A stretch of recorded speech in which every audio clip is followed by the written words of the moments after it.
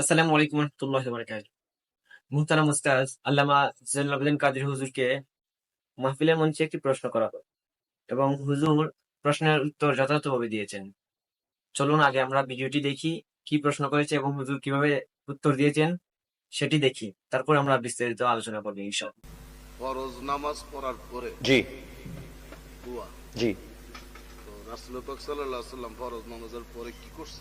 জি আমি বলছি তিরমিজি শরীফের হাদিস নেন।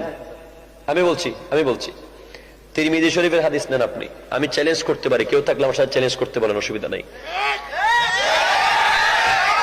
মসজিদ আন-নববীর মধ্যে শুনুন শুনুন, আমার দয়াল নবী নামাজ পড়ে অপেক্ষারত। এক ব্যক্তি নামাজ শেষ করে তাড়াতাড়ি করে বের হয়ে গেল। তখন আমার নবী ওই ব্যক্তিকে বলতে, আজিলতা আইয়ুহাল মুসাল্লি, এ মুসাল্লি তুমি কি তাড়াহুড়া করলে? এরপর আমার নবী বলছেন, ইজা সাল্লাইতা ফাকাআত্তা, তুমি যখন নামাজ শেষ করবে তুমি বসবে। কি কি করতে নবী বলেছেন খেয়াল করুন। আমি আল্লাহ এবং রসুলকে সাক্ষী রেখে বলছি, যদি আমি মিথ্যা বলি আমার জিহ্বা কেটে ফেলা হবে। নবীর হাদিস নিয়ে মিথ্যা বললে ফালিয়াতাবাওয়া মাকআদাহু ফিন্নার, তার ঠিকানা জাহান্নাম, আর কোনো কথা নাই। আমার নবী বলছেন, ইজা সাল্লাইতা ফাকাআত্তা, তুমি নামাজ পড়বে তারপরে বসবে। এরপরে বলছে তারপর কি করবো ইয়া রাসূলুল্লাহ? নবী বলতেছেন, ফাহমিদিল্লাহ বিমা হুয়া আহলুহু, আল্লাহর প্রশংসা করবে যতটুকু প্রশংসার হকদার আমার আল্লাহ। এরপরে কি করবো ইয়া রাসূলুল্লাহ? বলছে ফাসাল্লা আলাইয়া, আমি নবীর উপরে দরুদ পড়বে। এরপরে কি করবো ইয়া রাসূলুল্লাহ? নবী বলছেন ফাদউহু, আল্লাহর কাছে দোয়া করবে। তিরমিজি 1200 বছর আগের হাদিসের কিতাব। এরপরে আরেকজন মুসল্লি এসে এই দৃশ্য দেখলো, সে নিজে এবার নামাজ পড়লো। নামাজ পড়ে প্রথমে আল্লাহ জিকির করলো। কোন জিকিরটা? লা ইলাহা ইল্লাল্লাহু ওয়াহদাহু লা শারীকা লাহু লাহুল মুলকু ওয়া লাহুল হামদু ওয়া হুয়া আলা কুল্লি শাইইন কাদির। সুবহানাল্লাহ, জোরে বলেন।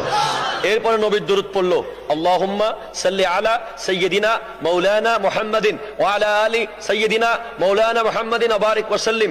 যে কোনো দরুদ আপনি পড়তে পারেন। দরুদ পড়লো। এরপরে নবী তাকে কি বলছে জানেন?